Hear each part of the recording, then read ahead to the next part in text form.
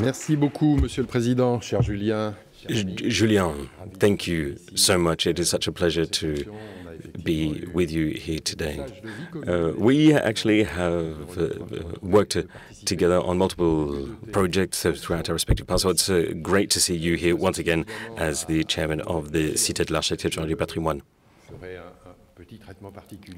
Now, if you'll allow me, I would just like to thank Francis and Dominique, who are the curators for the exhibit that we have here. It is always fantastic also to see our friends from Harvard, John and Joanne. It's fantastic to see you.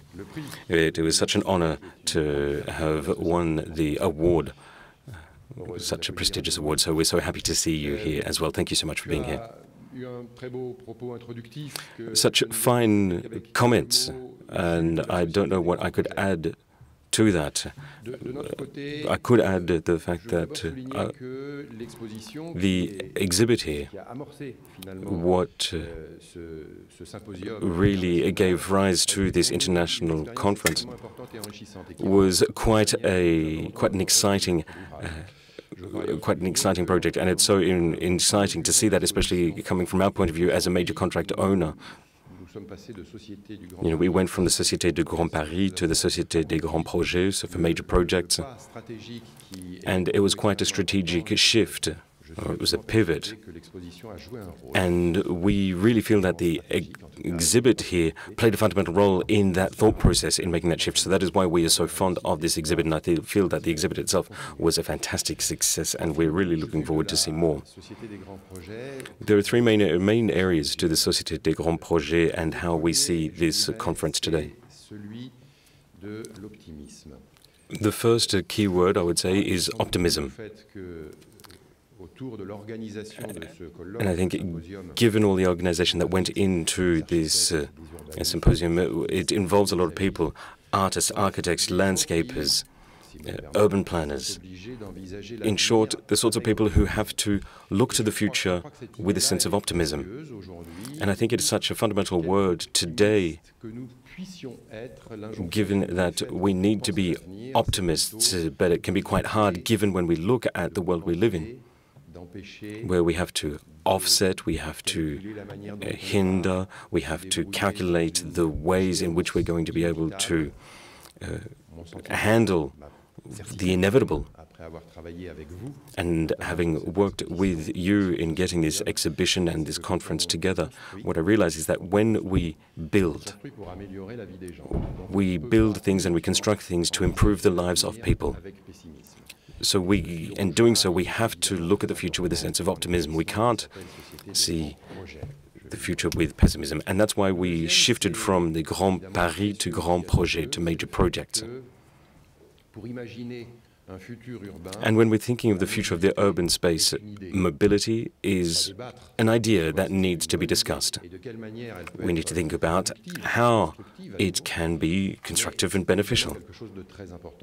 But nevertheless, it is something that is so very important to us. The Société du Grand Paris, right at the outset, as part of its DNA, was built upon the idea that it had to handle the urban space, train stations, metro stations, transport. But then it also had to tackle everything that was around those spaces within the urban environment. So that's why we are not just infrastructure providers. To be able to do this properly, we had to think about what the impact this infrastructure would have on the lives of those people in the communities where we were operating. So it's the articulation that we see between mobility and transport and the impact it has on cities, neighborhoods, stations, on people's lives. It's that articulation which was something that we thought about at great length. and especially when working for the public sector or working for the company that we work for, it forces us to think differently, to work differently, to organize ourselves differently. So the Société des Grands Projets, it was set up in a way so that we could incorporate that ongoing dialogue between the way we do things and what we want to do, and the ultimate outcome. So today, I really do understand that for us at the Société des Grands Projets, we don't see these experiences as being just the icing on the cake. No. We see this as being an ongoing discussion where we are talking and discussing things with you to better think about the way we work and the way we do what we do. And again, none of this would have been possible if we don't try and focus on the beauty of what we do. So architects, landscapers, urban planners often think of that. And again, because I have been so lucky in getting to spend more and more time with them ever since I've taken over the chairmanship of the Société des Grands Projets, I have no doubt that this notion of beauty is constantly on your minds. And again, when you're given with something which is so operational, trying to incorporate that vision, now I don't want to say that we're too philosophical about it, but the way that we can incorporate that vision with the way we do things, incorporating beauty with what we do, it's really quite exciting. Now, as you said, recently we have become the Société des Grands Projets. Maybe in the future, we will work on other major projects beyond Paris. Obviously, we will leverage the experience that we have acquired with the Grand Paris Express, but we will leverage that and we'll leverage the great knowledge that we have acquired and that we will acquire here today. And as of tomorrow, we're going to have to think about the way we plan mobility in Strasbourg, Toulouse, Rouen, other major cities, by building upon what we already know here, but almost starting with a clean slate, thinking about, we make an observation, and when we see all of the thought that goes into it, there's so much that we can learn. Obviously, the cities that we have nowadays are nothing, or the discourse that we hold nowadays is not at all what it would have been like some 15 years ago, and I'm sure Nicolas Sarkozy could attest to that this evening. Obviously, we are really looking forward to what the future holds, and I wish you all the best for today. Thank you so much.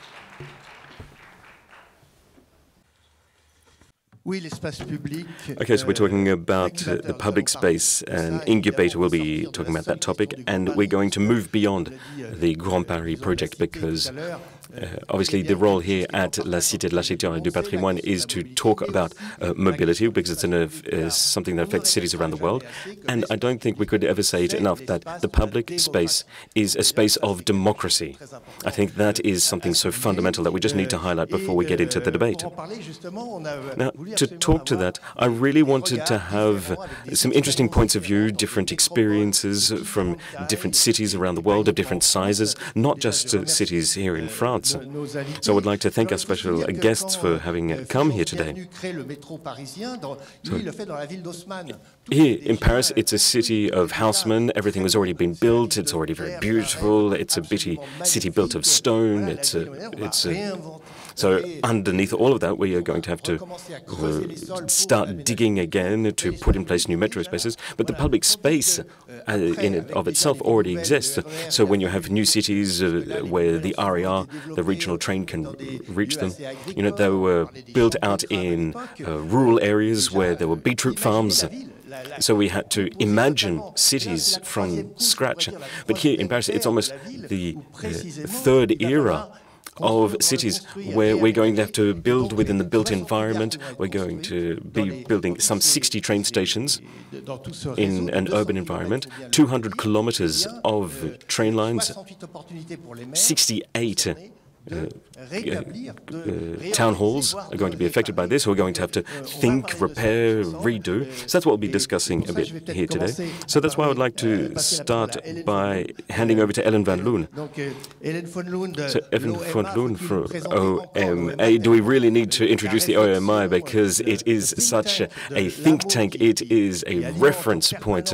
It is a place where we're constantly thinking everything of internationally renowned venue. So Ellen van Loon has been working for some 26 years now within the agency. She actually came up with the Casa de la Musica, the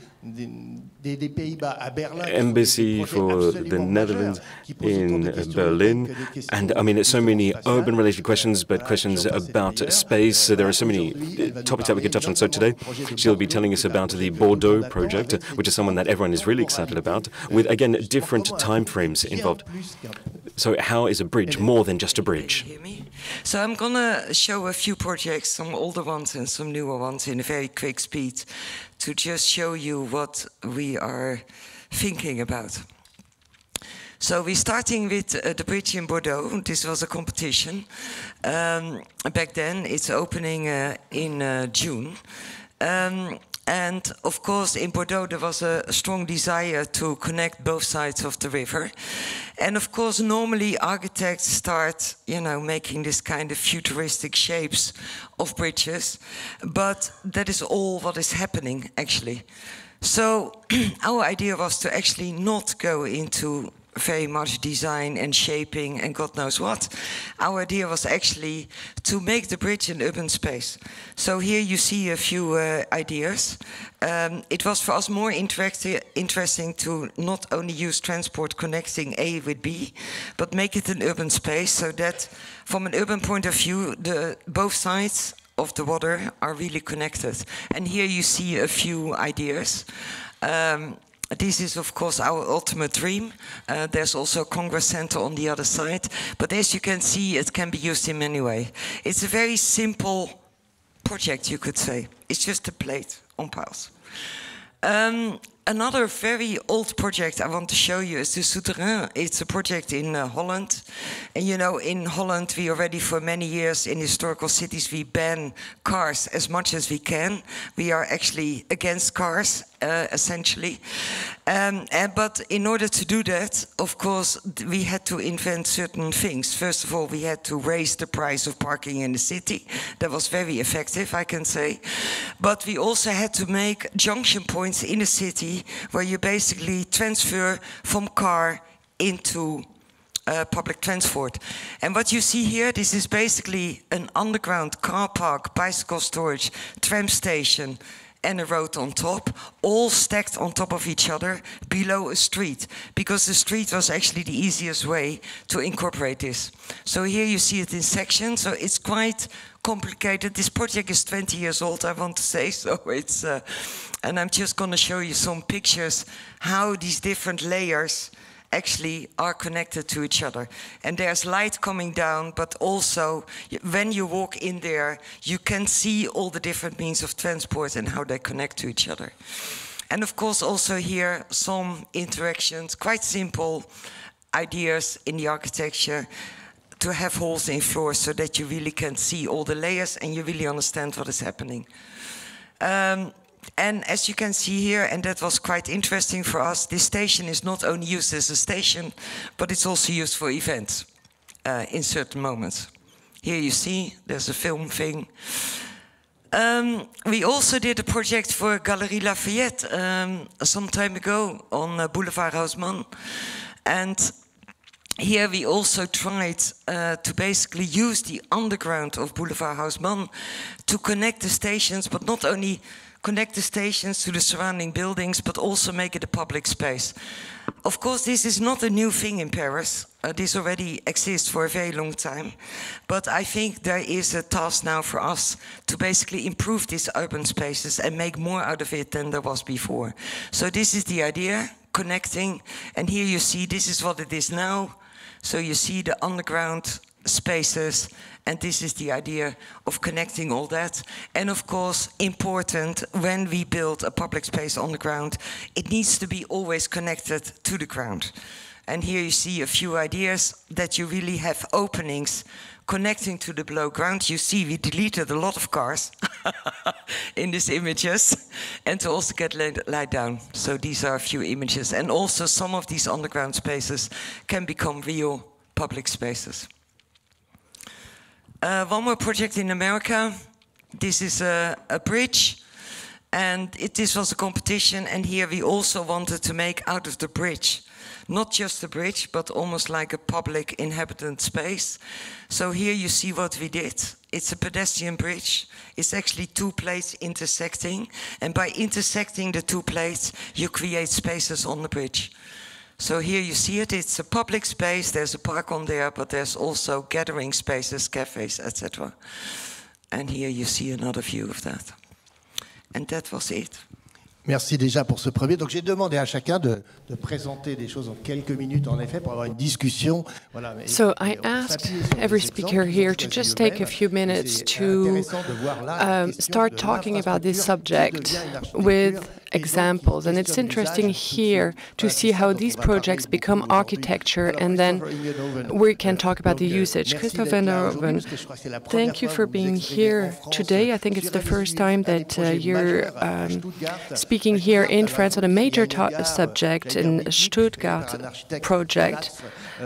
Bonatz is not very well known in France, but very well known in Germany, very respected.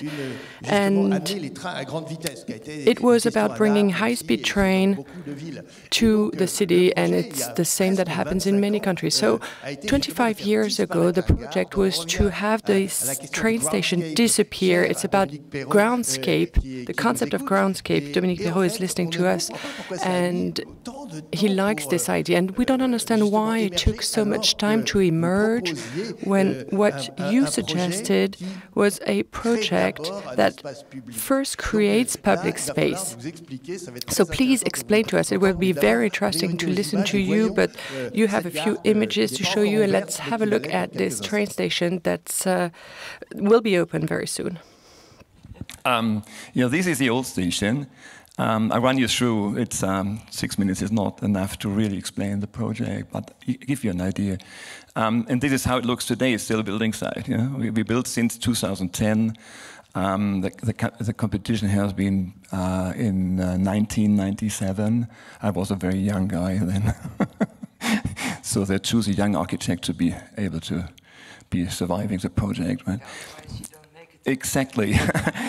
And the Paris, Budapest, Istanbul, this is the most impressive idea about that, having a better connection, a high-speed connection, which includes Stuttgart, which was the old Paris, Istanbul Oriental Express idea. It's we built like 75 kilometers of tracks and 27 tunnels, 55 bridges. There has been a lot of stations before in Stuttgart since 1855, and that is the last one, the old one from 1927, just built after the First World War. They had not enough money to really do it in the quality they wanted to do it, but it's an extraordinary monumental building. Yeah, sorry to say, the architect was very successful in the Nazi regime later. You can already see it in the 27th building. So this was one of the first ones, that is the last one. And then there was the idea of building a big one completely across the valley. And that would have been ruining the valley by just the fact that it's an above-ground building. And the idea in the competition was to do it underground. The tracks were already underground, that was a briefing, but we decided to keep that within that 8 to 10 meters high and to do a landscape on top of it.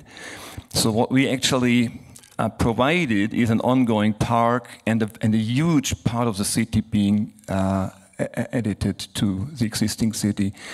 And by not blocking the valley like this, we also allowed the fresh airflow still being in place and still working.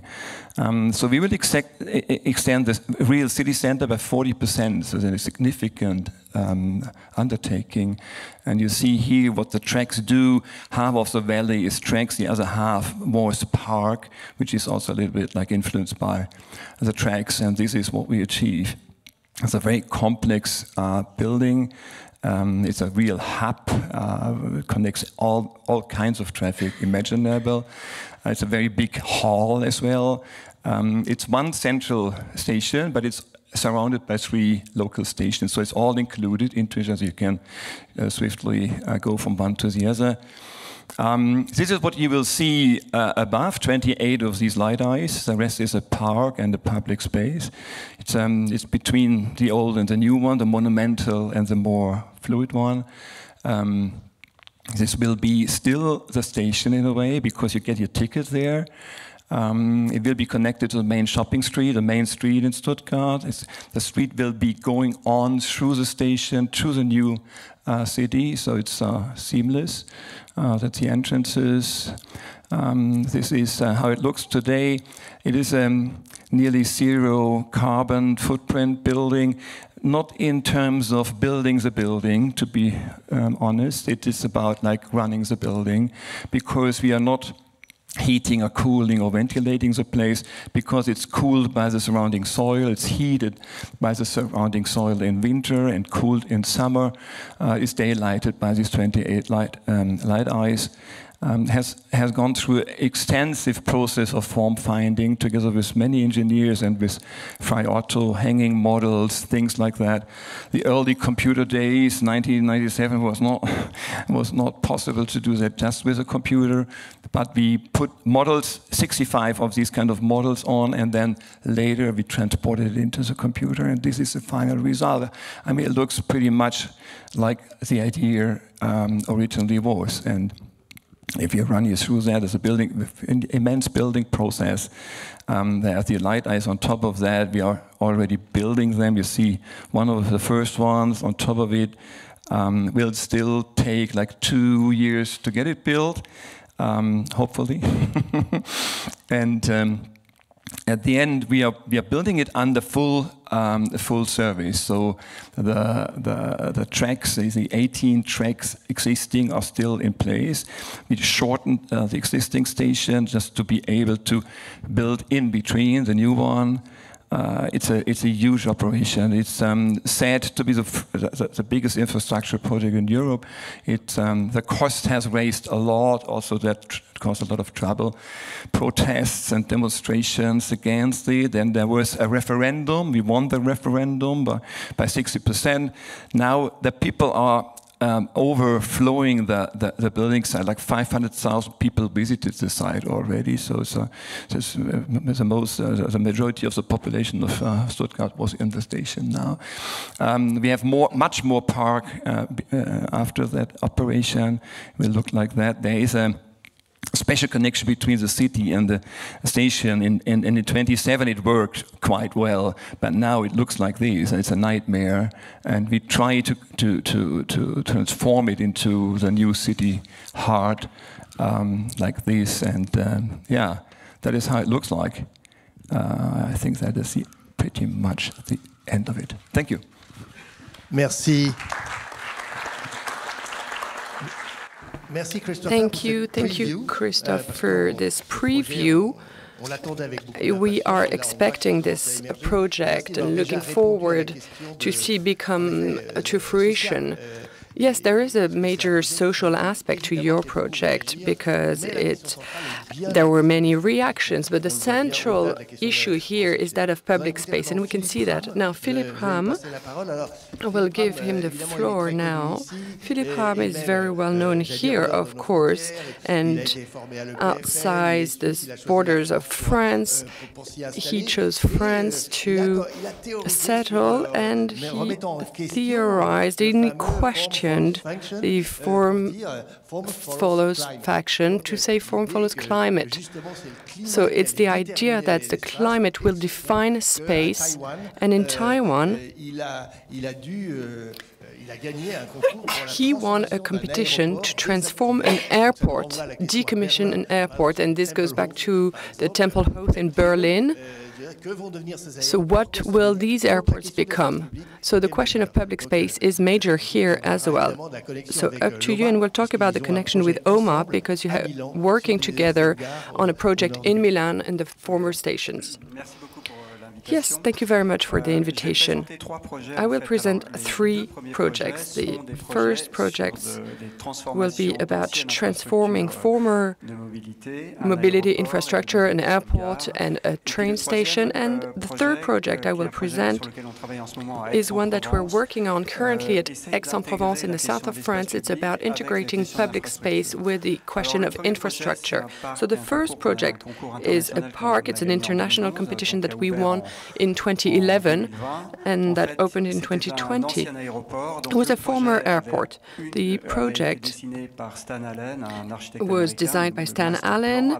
The master plan was designed by Stan Allen, an American architect. The idea was to have some sort of central park in between the new neighborhoods. So that's the construction site. The park is 70 hectares, 4 kilometers long, and goes across the whole neighborhood. So it was former airport here, and the question was about why we want public space here, why a park in the city. So we went back to fundamental concepts that Haussmann also used. The idea for Haussmann was to bring cool air to the city and a healthy space. So we worked on cool air, the idea of pollution, and we created a park in a way that the 3 layers, heat, cool, and pollution, become the shape of the park. We analyzed winds. There's a cooling wind coming from the north, and so we decided to give the shape of a park depending on the flows, air flows. We also analyzed rain and humidity to form the different hills. Catherine Vallona worked on that, and the last layer is that of pollution, given pollutants coming from the roads around the park. So with these 3, that's how we define the shape of the park. And when we look at history, we see that public space was often linked to climate issues. Roman basilica are shelters against the heat where everybody goes when the temperatures are too high. So this is Peter Sloterdijk, the German philosopher, also talks about this concept, and it's about gathering around a fire or going under a tree to be in the shade. So the question of climate is very important in the 21st century, but it's something that comes from history as well. So we see with the master plan here, it creates a series of microclimates. It can be polluted, hot, dry, and so there are different compositions. And here we see the built park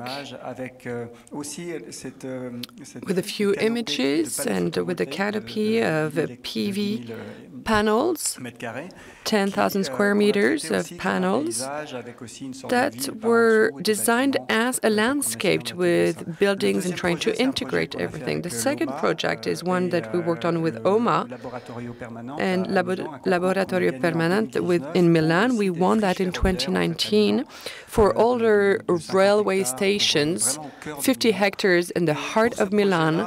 And for this project, we thought about public space as not having just one commercial or social or touristic function, but that should also integrate an environmental dimension. So we studied air, water, in order to remove pollution. So there were 2 different projects, actually, on that former railway and train station. We worked on the idea of a limpidarium. In the past, there were parks defined by Hanon, and we defined another type of space called Limpidarium. Limpidarium is a place that is for people, but also that has a decontaminating effect. In the Farini neighborhood, we created this sort of big park, but it's also a filter that cools the air and creates urban wind. So it's about inventing, it's about building wind, creating wind. And all these buildings have been integrated in that neighborhood in order not to block the air and to have a cooling effect in the summertime and remove contamination, pollution. So that's a few images of this project. The last project I wanted to show you is a project that we're working on currently since the month of April. We were asked to reassess a project that was designed a few years ago, but the municipality was wondering about its resilience to heat waves and the current climate issues. So we assessed the master plan of that project, and we have amended it by making a few suggestions. I'm not going to present the whole project, but just one element, which is that of public space. And here, there are two schools, public building, 3-4 different public buildings that are part of this project. And the question was about the social aspect, the social dimension of this project, but maybe also the environmental aspect. So what we did was linking the different public spaces with production, heat production through geothermal energy, through solar energy, and also producing water to cool down the city. So we designed 3 different buildings. The first one called impluvium, so it's about collecting rainwater in the winter time in a sort of tank, like in Istanbul or Matera, and in these old cities where municipalities collected rainwater. That's what we see in these images, and it becomes a public space where people can live. The second project, or the second part of this project, is called Inertium. It's for geothermal energy. It's about heating the whole neighborhood with geothermal power. And the collecting area becomes also the town hall. That's the image that we created. It's a place that can be inhabited, that is used for cooling down the city. And the last part of the project is the Ombrium, so it's a shade house where we can put the town hall. It's always interesting to see the references to history. Tania Concko, major architect, very committed to social issues. You know, European, she was one of the award winners with Pierre Gauthier about a project, not in France, but in Zaanstad, in the Netherlands, that she designed and built, and since then she's lived there in Amsterdam while working in France and in other countries. She participated to discussions and on the satellite city near Amsterdam with very interesting architectural projects, and in Bègle also. And the question of building a tramway and how to integrate that to social housing neighborhood. Tania. Thank you. Thank you for this invitation. It's interesting to see the different presentations. In the beginning, I didn't want to talk about a project in particular. I wanted to talk about different topics, different thoughts. Yes, that's very good. What is public space first? That's the first question that we should ask ourselves. In this neighborhood called Yves Farge, built in the 60s, that goes up to the Jean-Jacques Bosque bridge that was designed by Ellen. The question is, here there is a neighborhood with people who live there, and there is no public space. Public space here is public space where nothing happens. They're forgotten areas.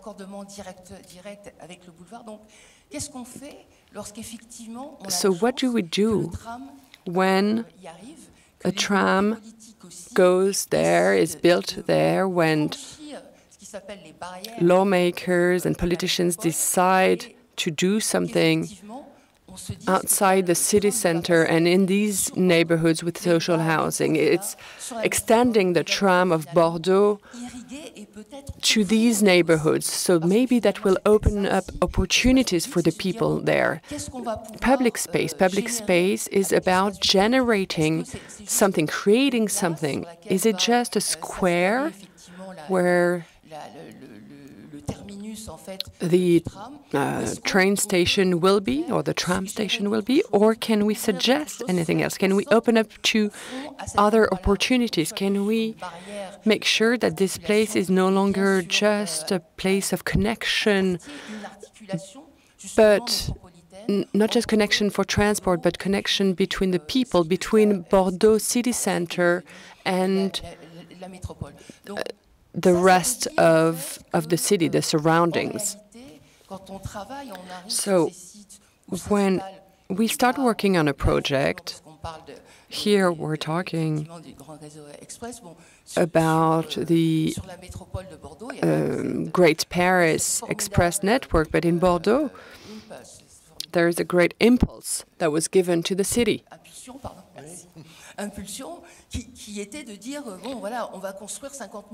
which was to build 50,000 apartments thanks to the extension of the tramway. And that's a great idea. All along the infrastructures, there are neighborhoods that are built, but the question is, how do we build these? Is it in a traditional way, at the center of everything, or does it mean that these places can be scattered, articulated? And how can we connect the existing neighborhoods,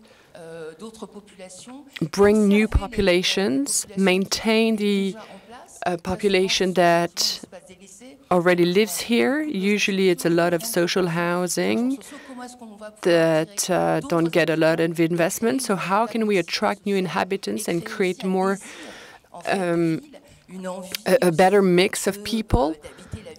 And how can it become attractive? How can people meet there, live, experience the public space? The tramway was extended and has been extended now way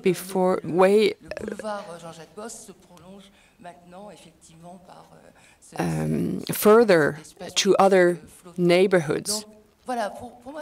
So for me, actually, that's what a public space is and means.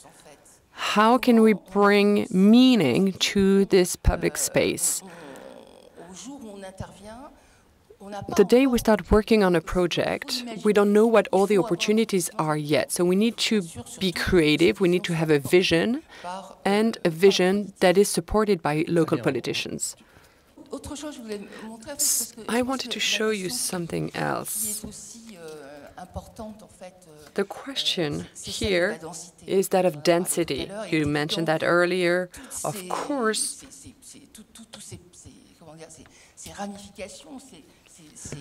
all these extensions and densification and new housing around mass transit stations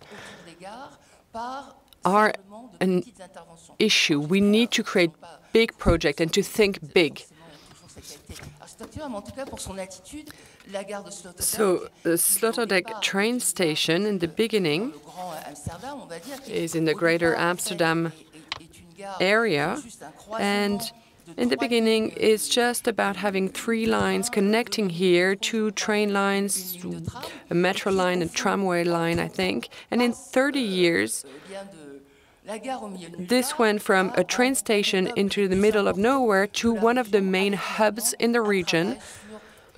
And now there is a whole project about having a different mix of people, a place that was originally dedicated to office spaces, and now we're thinking about integrating housing. So how to integrate housing in these areas, in these new spaces, in these new public spaces that do not look traditional. So new housing should not be traditional either. We know that we can build high, we know that we can invent, we know that we can build in the vicinity of infrastructure. This brings new quality in terms of housing because it's about looking to the sky. Yes, these are new infrastructures, but they're new landscapes. So we shouldn't we should talk about it. It should not be considered a taboo. The idea is that the metropolis, the Paris city, for instance, it's still 1.3 or 1.5 million people who live in poor housing conditions. And that's the great challenge, and that's also a great opportunity to be supported locally by 67 train stations, and the possibility to build around in the vicinity of the train stations, but in between the train stations. Otherwise, this great Paris will not look like what we want. What do we want with this Great Paris project? Is it public space? Is it about public space? Or is it finally about solving the issue that has been here for 30 years, 20 years of ill housing? Thank you. This is a fundamental question indeed. We'll pass the mic on to Marc Barani. Marc Barani has a special story because he started building a cemetery in Cap-Martin in the south of France with great architecture, but it's also a city, and public space is organized there. At a micro scale, this was the question that was already asked, and years later, he built a terminal train station in Nice, almost at the other end of the city where there's just a highway, but then housing is being built in this place. So that's one of the challenges, and he's one of the architects that is building one of the 68 train stations in Bagneux. Thank you so much for your Francis. Okay, so before I present to you the Nice tram and Bagneux train station, I wanted to come back on the very title for today's conference. Mobility is how you can make sure that people can actually meet. Architecture has that social purpose. And when it comes to mobility, you're also referring to a certain vacuum. And that vacuum is what goes through the city. So we have that immense responsibility when it comes to mobility and transportation. When you see that streets, even in the event of war or of destruction, that very structure, that urban bone structure remains. So we're at the heart of a certain contradiction in a way. Vacuum remains. In Nice, we won a tender on a plot of land, but due to complex reasons, which I will not enter into here,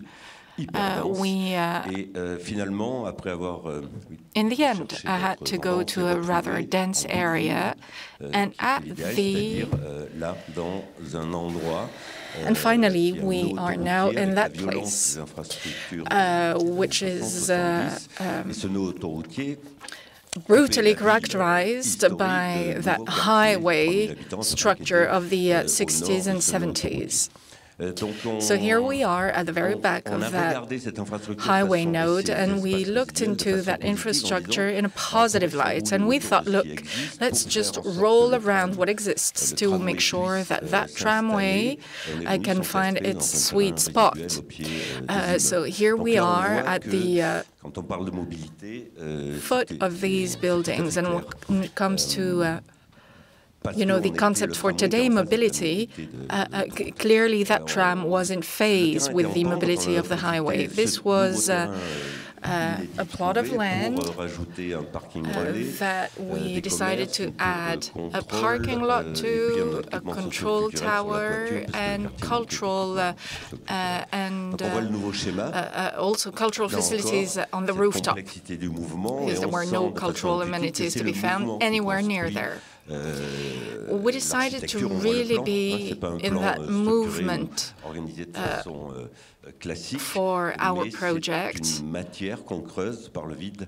Here we are digging into the vacuum created by movement.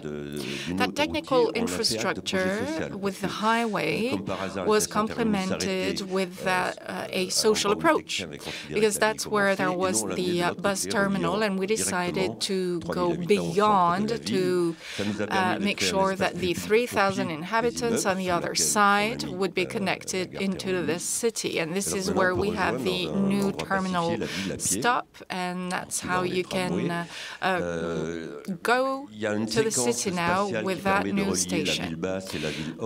And also we have found a way to create a connection between the lower end and the higher end of the city, and this is a place where there's strong social diversity.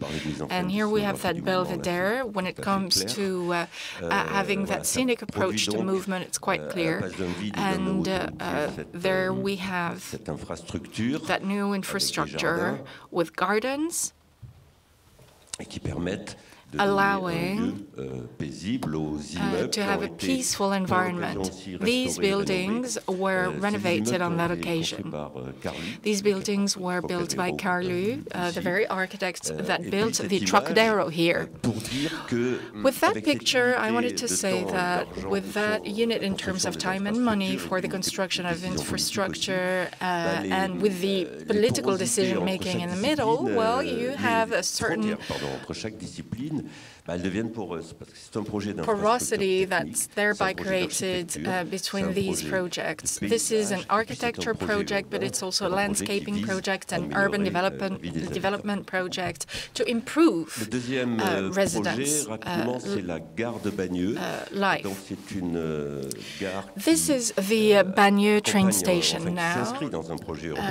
This is part of a more global urban project. Here we are stuck between two buildings. This is the narrowest train station as far as I know, and it's one of the train stations for the Grand Paris project. Here's a sectional view to show you that with this train station we have two main concepts. First of all, verticality with the natural light seeping through, and also the digging concept, because here we are going down 34 meters below the ground.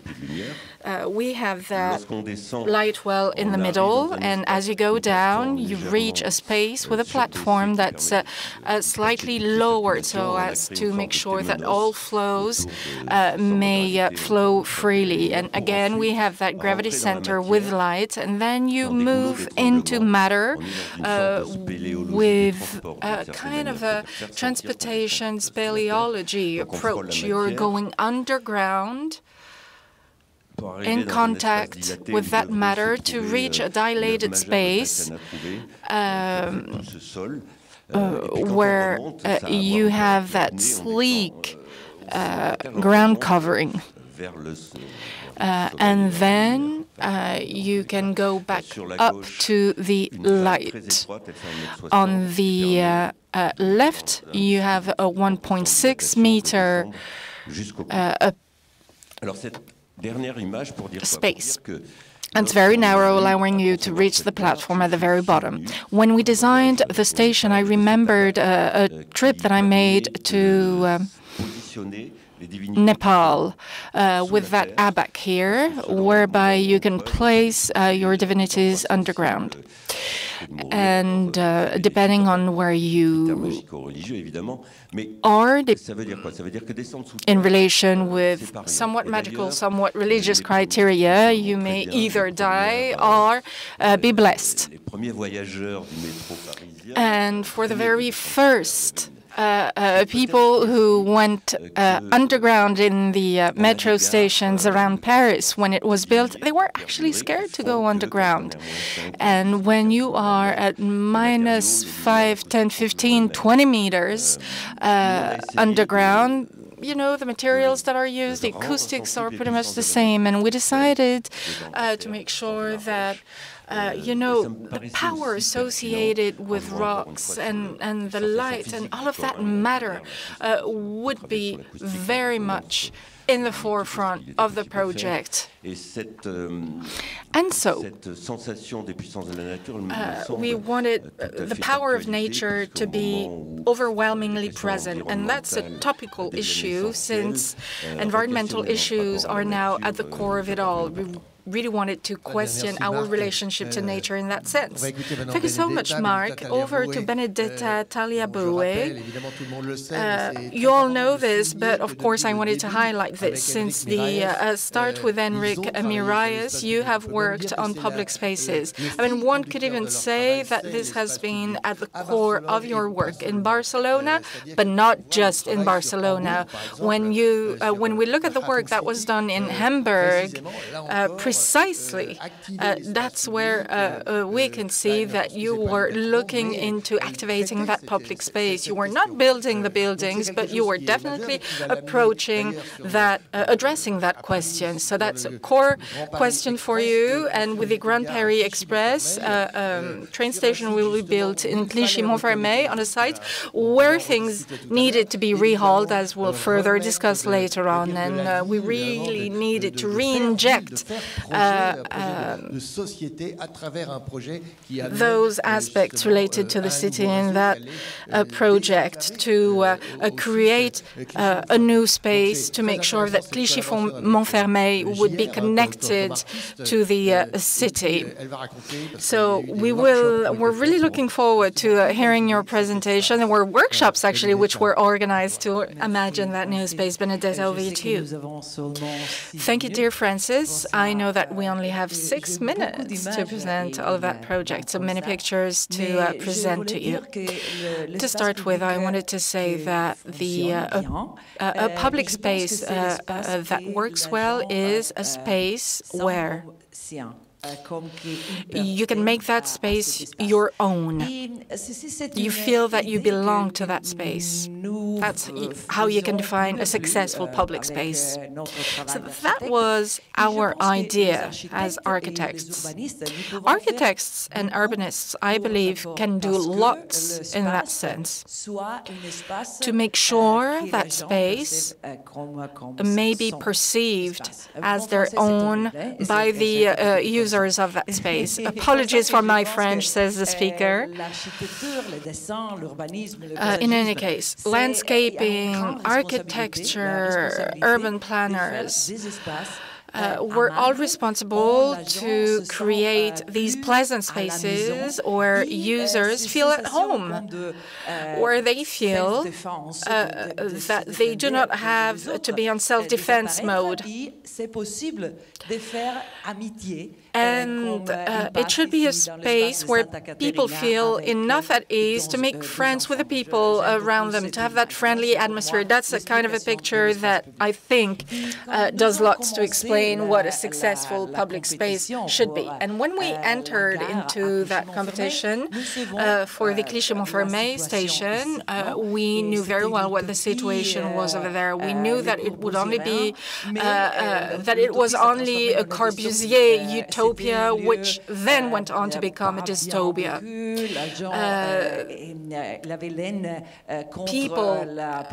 The people living there actually hated the space where they lived, as you can see with the cars of residents that are burnt there. That space just was not working anymore. And also another challenge was art, in a sense. Gérard is a great artist who was born and raised in Clichy-sous-Bois, and he transformed the anonymity of users by putting them forward with his works of art. So there's also that informal aspect in that neighborhood with informal markets. And so we thought that we should bear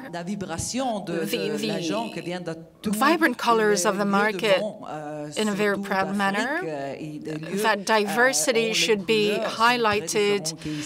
I mean, in Africa, you have such vibrant colors, very different from those in Paris, and we thought that this should be highlighted in the pergola, a major public space, and also inside it should be a joyous space, a joyful space, with very colorful, where people may look at one another. If you are going down the stairs, you can look at other people, you can create that connection with your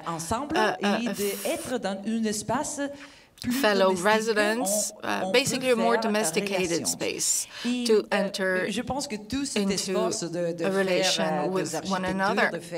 And when it comes to architecture, when it comes to creating that nice architecture that's pleasant, well, we wanted to create that space that people would make their own.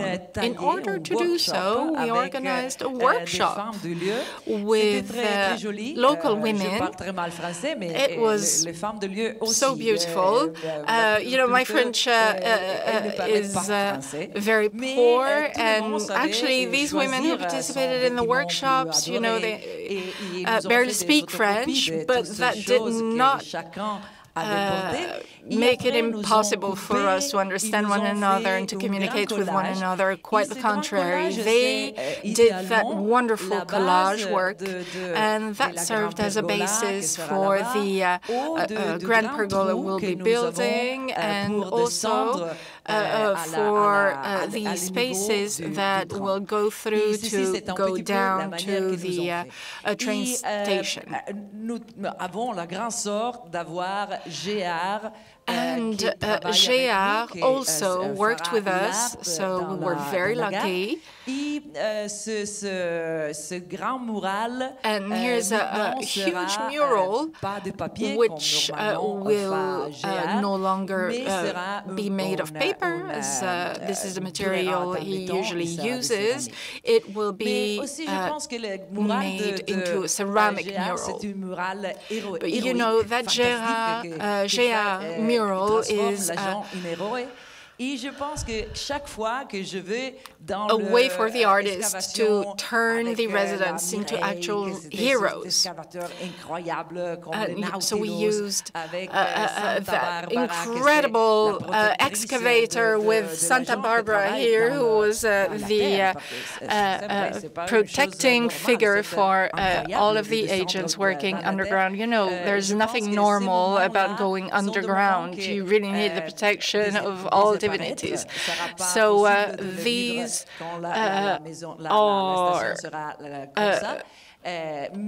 this is the way that we went about it, and these were great moments that we were very lucky to experience. And the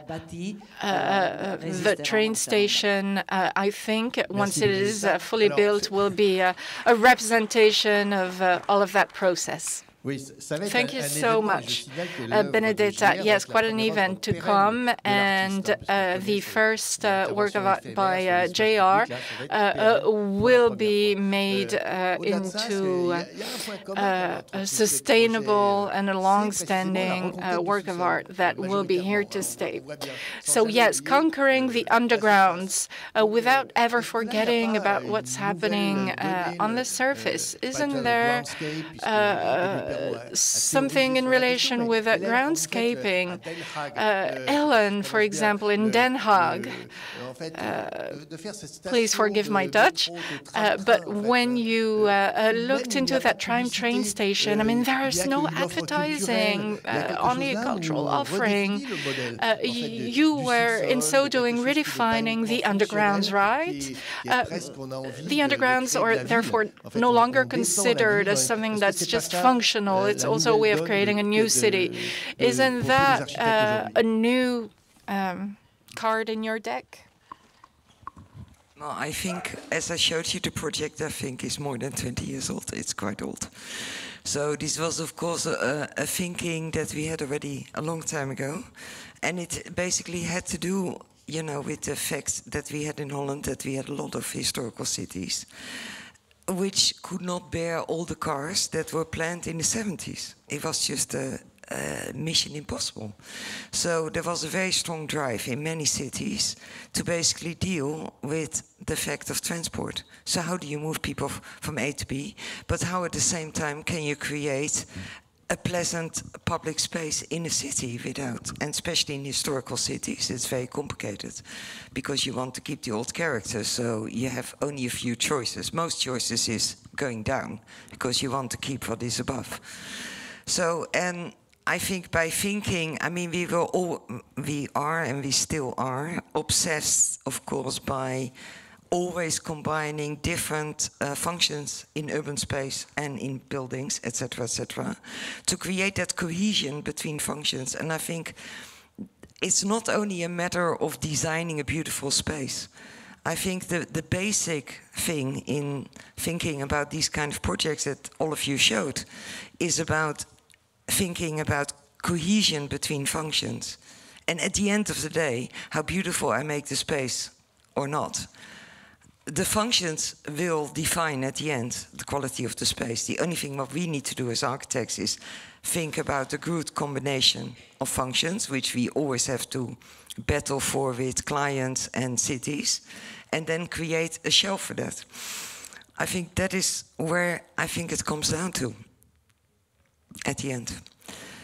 And we are sometimes lucky in Holland, sometimes unlucky, that we find a city government or a city rulers that are willing to help and to also steer developers in cities and everybody who is involved in the building of our public realm to make sure that they obey also these kind of ideas.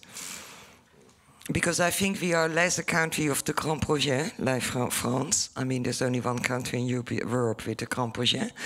But here, this is a country where the state still puts a lot of emphasis on the public, you know, interest.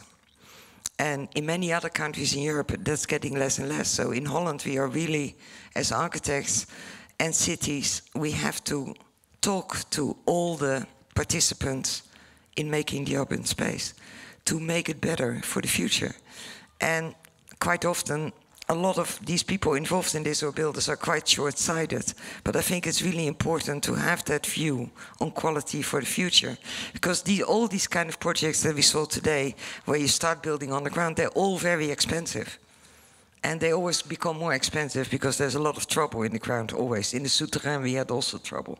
You know, it was flooded by water, it was on hold for 5 years, etc., etc. So the investment is high, and therefore I think it needs to be done really properly, and not with a short-sighted view, but with a view to the future.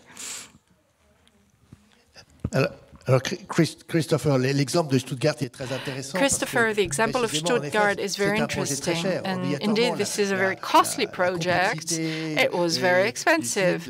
You know, this is a site that's very complex with lots of stakes, so yes, it was very costly. And the public space is here kind of a bonus on top of the program, right? I mean, the strategy that was adopted could have been very different in the end, but here the architect had a different intention. He wanted to create kind of a city there in order not to have that purely functional approach. I think the original idea was not to just follow the function of a station, but being a transformative, transparent building in a way.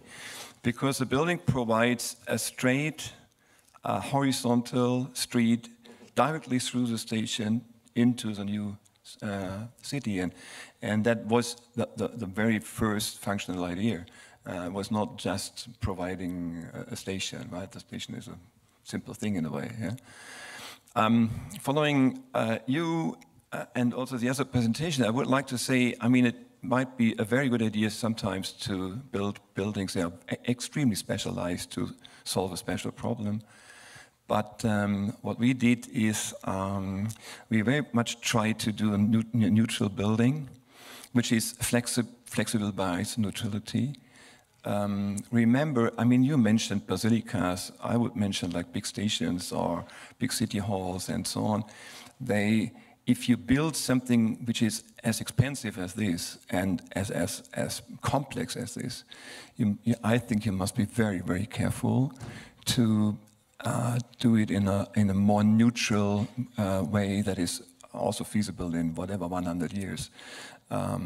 We don't build for the next 10 years, right?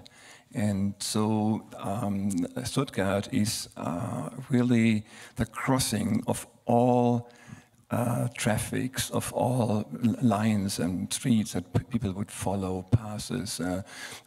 We are creating new passes, but we also like follow old passes.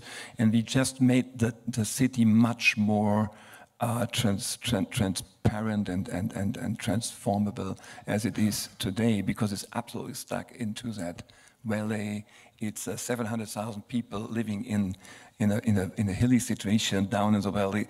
It's it's a very valuable space that we create by this building. So the 13 billion. I mean, I don't even know what my building costs.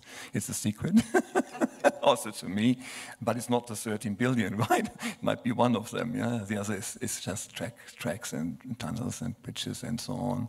It's a part of speeding up the whole system in Germany, which is very much needed. Yeah. And we shouldn't forget that if you talk about stations, I'm absolutely sure that we're talking about the traffic of the future, the way of mobility that we really need in all our cities. Yeah. Alors justement, dans ce projet aussi, la Deutsche Bahn. Yes, Deutsche Bahn was also part of the project. So basically, the equivalent of the SNCF here, and paying for it. Okay. More or less like 80% is the Deutsche Bahn, right? Okay. Mais on fabrique là de la ville. C'est intéressant de souligner que Stuttgart. And Stuttgart, it should be highlighted that it's a city of cars. You have the museum of the Mercedes Museum, Porsche as well. They're icons in the city. And so you have cars and you have public transportation. You have that international network. Something really interesting happened in Stuttgart. We need it all. I mean, the impression is always there are bikers, there are people, they love cars and so on. You said the Dutch doesn't like the cars anymore, but going to Randstad, I think you love the cars a lot, right? So I think it's not about like saying no or yes to some of this traffic, saying yes to all together. And that Stuttgart is a good example because it's a city of cars, for sure, but the cars had also ruined the city. Really ruins the city. It looks like a terrible, absolutely terrible city, and one of the most ugly cities I know. And that's about the cars. Yeah? So I wouldn't say cars are bad. I would say every kind of traffic together should manage the problem that we have. Alors Philippe, justement, Philippe, on a bien compris l'importance de faire partager ces projets publics. These public projects should be shared with as many people as possible. You know, public spaces are a way to give impulse to discussions on cities and city uses. So in the projects you had in Taiwan or in Milan, you know, is this... are these places where communities had their say and could have their voices heard? Were the local communities involved at all? Well, from my standpoint, I would say that, you know, public spaces as a concept, well, that's something that can be transformed due to, well, first of all, environmental changes, climate changes, which lead to a renewed definition of the very value of public spaces. So here we have the possibility, the opportunity to create something that does not exist and that is not necessarily shared. Things that are shared are usually related to historical moments that have already happened in the past, so we're kind of used to a certain standard of beauty, a certain lifestyle, but the reality of things is when you have new lifestyles, well, perhaps, you know, the local communities might tend to reject past uses. You know, in the Middle Ages, for example, families were living in a single room, and today that's something that we find strange. So in 20 years down the line, will we be all sleeping in the same room all over again? As architects, if we're serious about what we do, we can reinvent certain things that are perhaps unexpected. And, you know, that unexpected aspect is what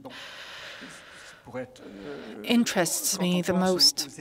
When you think of churches, you know, in the 20th century, these are purely spiritual spaces for us, but these were also political spaces back in the day. Places where people would gather to speak about, you know, their life as a community, where they would go to celebrate all kinds of moments in life. And basilicas in the past also were places that people could go to cool down when it was really hot outside. So the value of public spaces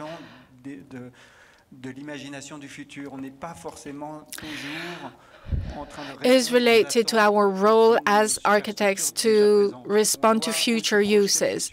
We really need to project ourselves into the future in our work, not just think about present needs. And that's exactly what I try to do in my work as an architect. I try to create the unexpected as well, to also integrate future uses. Which are not just which are not there yet, socially speaking, in our present time.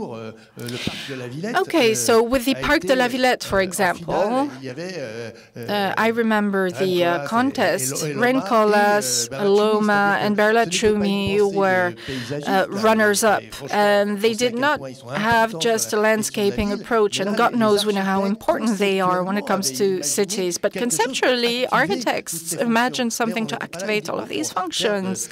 It was not just about creating these green spaces. It's quite interesting to see how trends have changed in the meantime. Perhaps fewer concepts now, less conceptual, but it's a sign in a way. So on these social questions, actually, Tania, you referred to this, you addressed this, and it is only common common sense that mayors have an opportunity with these projects to rebalance their communities in Clichy-Montfermeil, but not just. So how can we, in so doing, make sure that public spaces are a way to give renewed momentum to the city at large?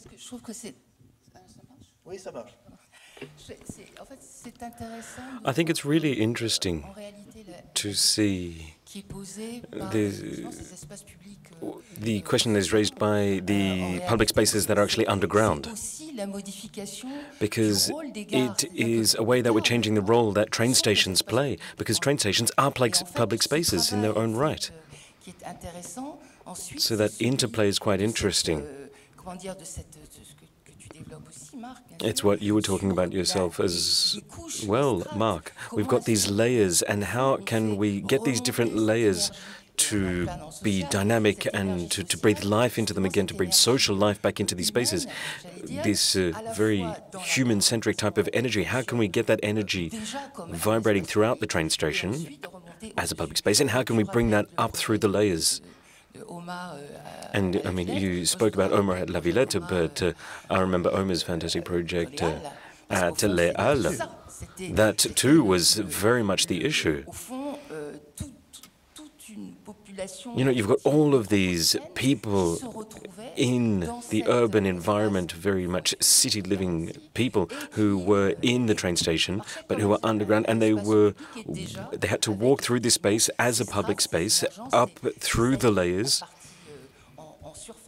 and then bursting out onto the ground level. But it's so much more than just at those layers. I mean, earlier on we were talking about how we have to think about these spaces, and how through that thought we have to come up with new shapes and forms of these spaces. Well, that's exactly it. How can we break beyond the barriers of what we currently have?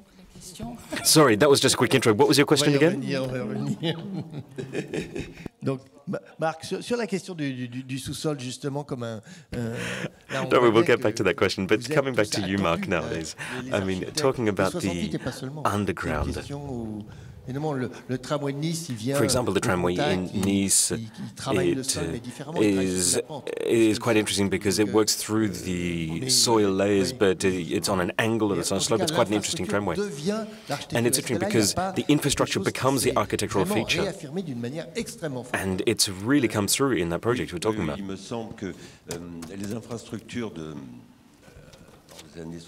You know, I think infrastructure back in the 70s, the infrastructure became architectural in design, and I definitely think that we can see them as such.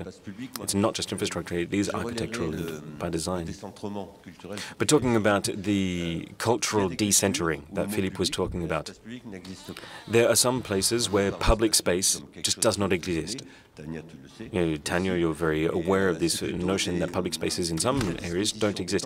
It's more about providing different time frames within which people can use spaces. You know, communities in the past, they would use these certain spaces for different purposes. And I think when we think about public space nowadays, we really need to think about ways people can engage with public space.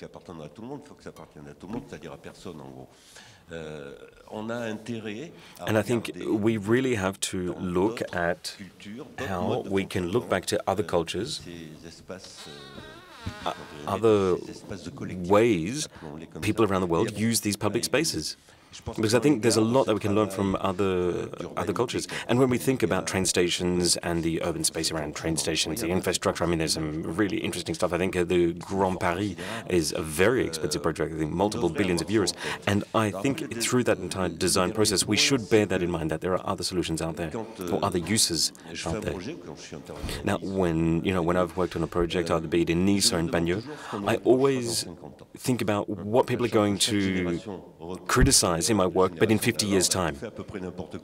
You know, if in 50 years' time they say, man, that was a complete mistake they made here with this piece of infrastructure, they should have done things differently. So that's why I try and leave opportunities for change in the future. So, for example, with cities becoming more denser, with the people changing the way they transport themselves, or the way public transport works. You know, obviously everything is going to be assessed and reassessed multiple times in the future. So we need to leave that opening so that whatever we do can actually give rise to new solutions. Benedetta.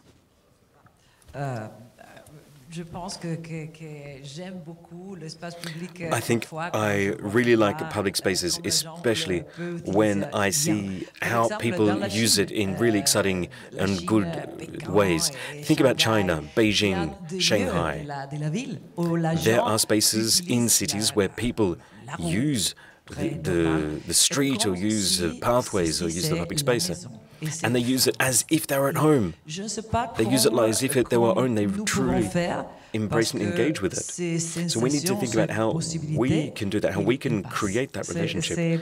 Because unfortunately, we tend to see these spaces as just being places where we pass through. But in China, there is a lot of new construction, new works, new cities. And sometimes that same tradition, well, it disappears.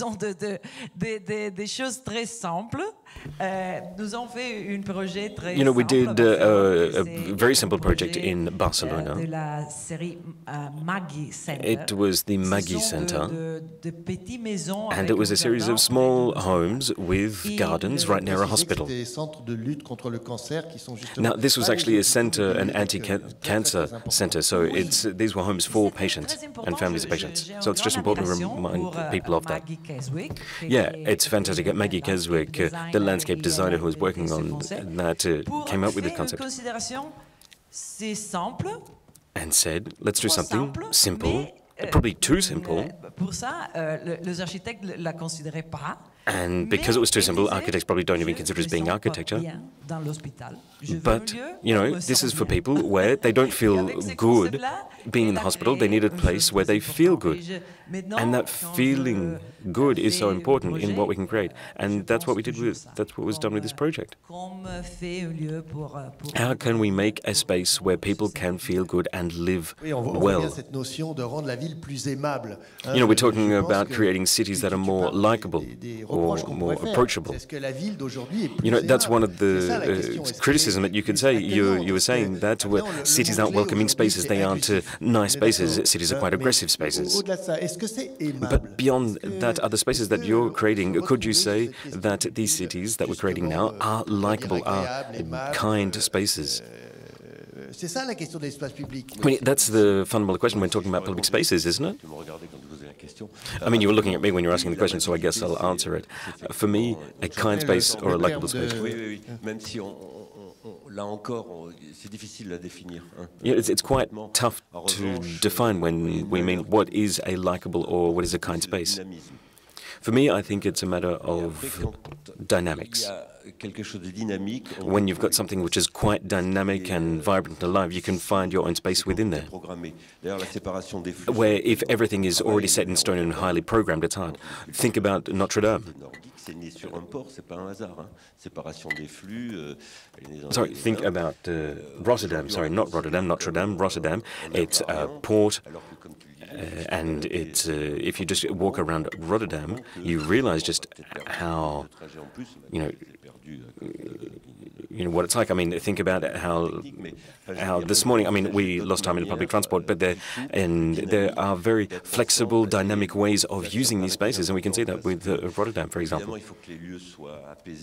Obviously, places, they need to be peaceful places, they need to be kind or likable places, but I guess it depends on what type of mood you're in. You could have an absolutely fantastic space. Well, you find it to be a fantastic space, but then you just get some bad news that day, and all of a sudden it becomes the most terrible place on earth that you'd never want to be there again. But it depends on, obviously, of your mood and how you interact with that space. You know, Daniel Cohen wrote an interesting text on this. He passed recently. He wrote on mobility and how it shapes cities. And he said in the past you would have houses with a stairwell. The wealthy people would live on the first floors and the poor would live up on the very top. And then he said once elevators and lifts were built, all of a sudden the wealthy people would live on the second and third floors, and the poor people they would live a street away, or they would move further out. And then once the RER, the regional trains, were created, well, the poor people, they didn't live anymore in the street just nearby. They actually lived farther away. They could live 80 kilometers away. And I think infrastructure can lead to social segregation. And it's not necessarily in the way we would expect. So Daniel Cohen, he actually looked at the works of a French researcher from Princeton, an economist, quite a major economist at Princeton, who looked into that very issue of connections, transport, and inequality. So obviously mobility plays a fundamental role in that form of segregation. Well, you're exactly right. The project we're talking about later with our Harvard people is something that could be highly criticized, because these sorts of projects can lead to further gentrification. And there's something almost inevitable in that. When you create these new districts or new neighborhoods around these new train stations that are popping up, well, it may lead to further segregation, or it may push people further out, push poor people further out. I mean, what you were saying a little earlier about the underground is very important, but are these infrastructure projects not an opportunity to change things, to change the way things are happening? Well, I think it's a fantastic opportunity. There's a fantastic opportunity because in these sorts of neighborhoods, I mean, when we look at my own experience, we see how some of these neighborhoods can be completely left to the wayside. They're right in the heart of a city, like in Bordeaux. You had this neighborhood, and people saw it as being a bit of a ghetto right in the heart of the city.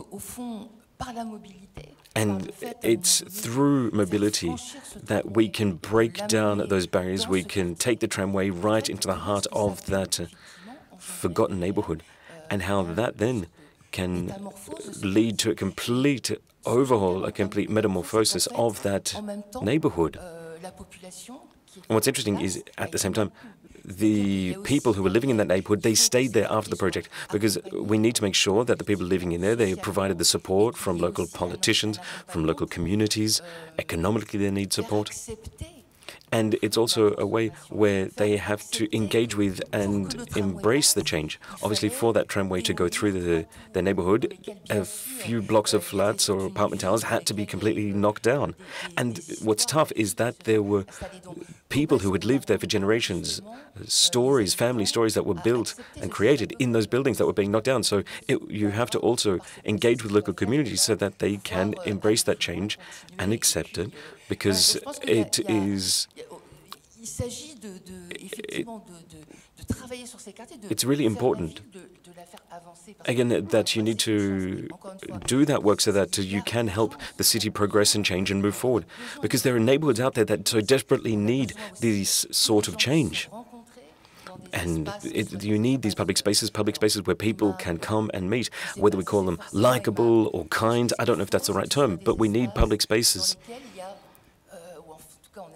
where, obviously, we certainly hope, all of us, where we can create the necessary conditions for things to take life. Because if we don't create the right conditions, then people won't engage with it. But if we do, then people will embrace it. And if the new people who live there embrace it and live in and with it, then also people passing through, commuters passing through, they will also engage and embrace it.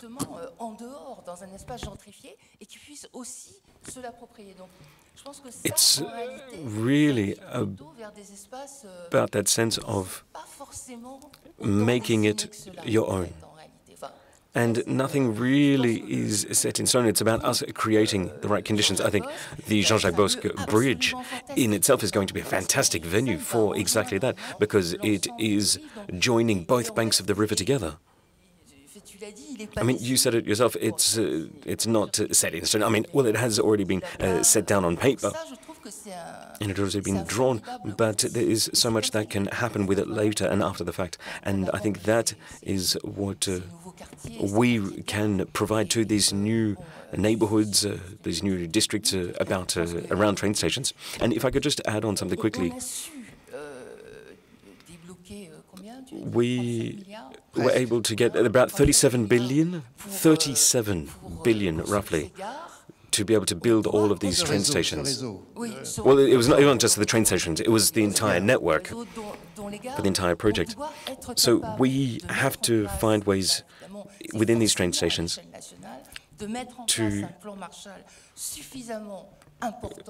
or through these train stations to come forward with something great. And maybe we need a Marshall Plan where we have national level funding going into it, but we need to fund ways to change the housing that is around these districts, because oftentimes it is quite sinister. Actually, in 2018, there was a lot of thought that went to 2018. There was a lot of thought that went into the Grand Paris, and there was a lot of thought. So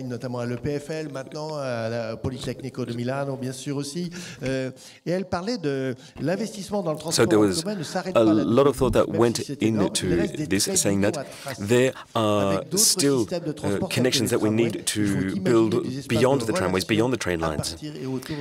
And this goes into the entire neighborhoods around train stations. She spoke of these major crossings.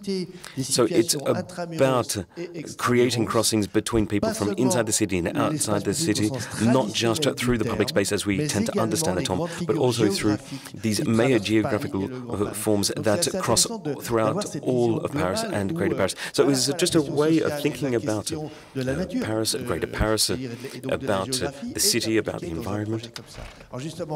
So actually, if we could turn this back to this notion of time and timeframes and Bordeaux, everyone is really excited about Bordeaux. The pictures that you showed us of Bordeaux really just show the different timeframes for the project. It shows us that temporality is something that changes constantly.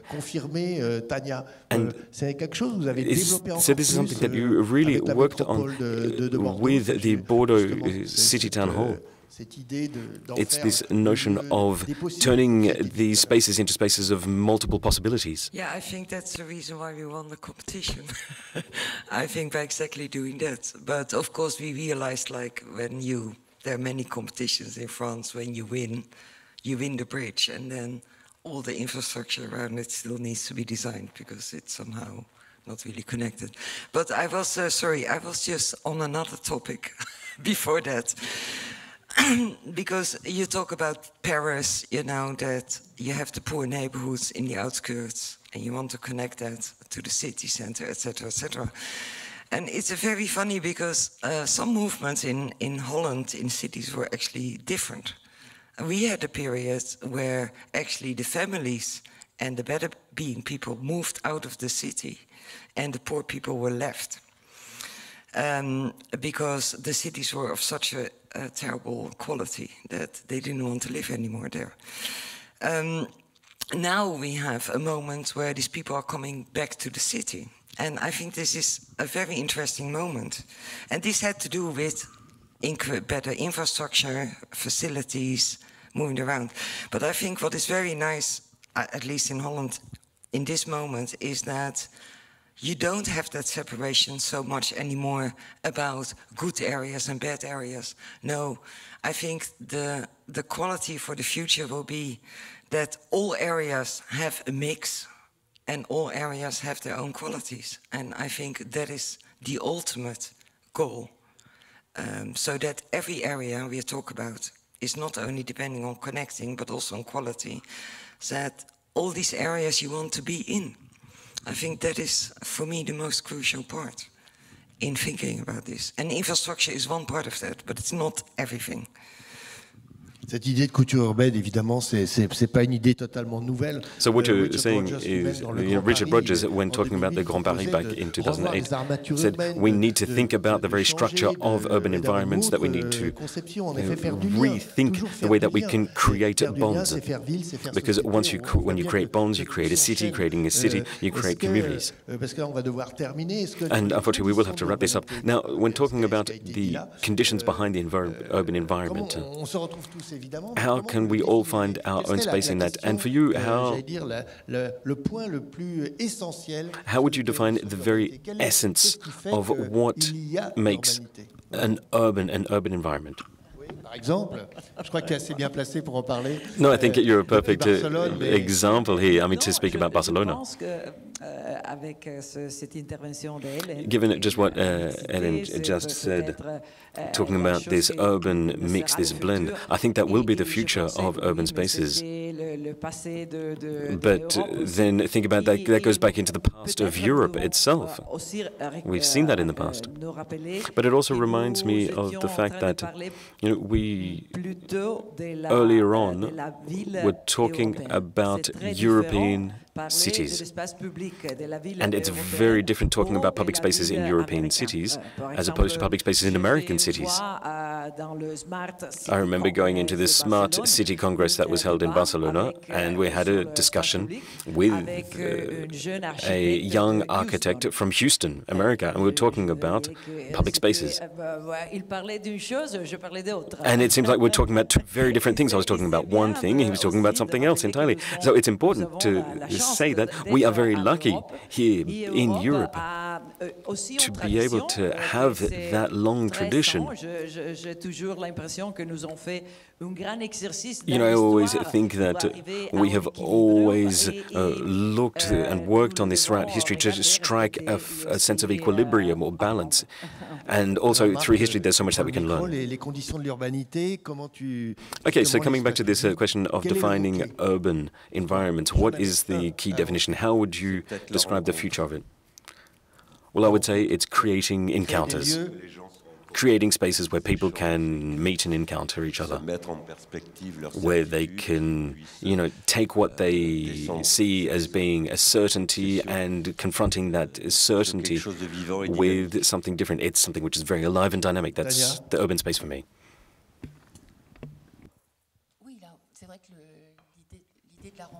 Well, I think the idea of creating encounters, but also engaging with embracing a space, making that space your own.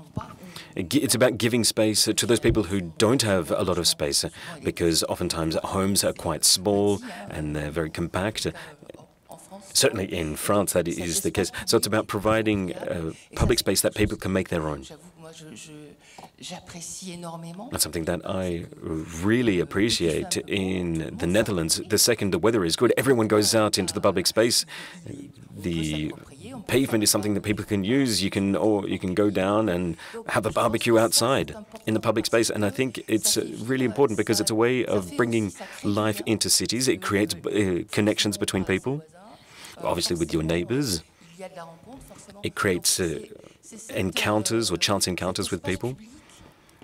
A public space that can belong to everyone is what I see it as. I think the main challenge for cities in the future is going to be heat waves.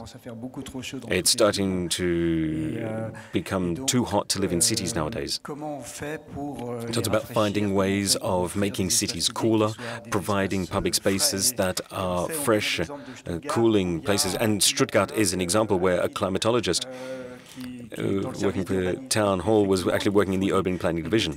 So we need meteorologists, weather experts, climate experts working in cities to help inform the future of our urban spaces, because that's going to be a major challenge.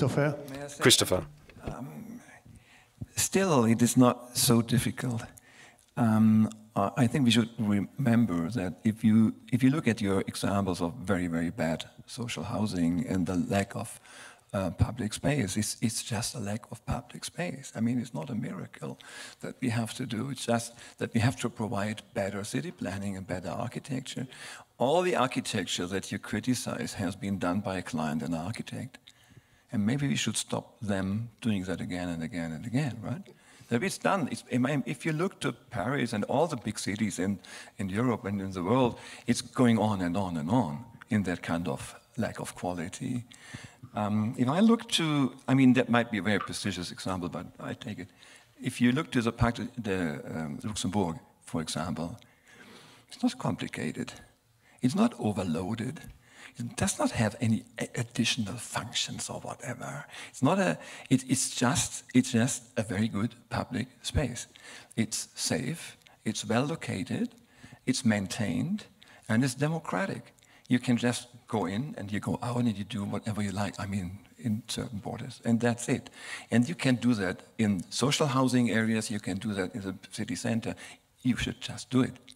Yeah? It's not. It has not been done. That's the problem. Yeah?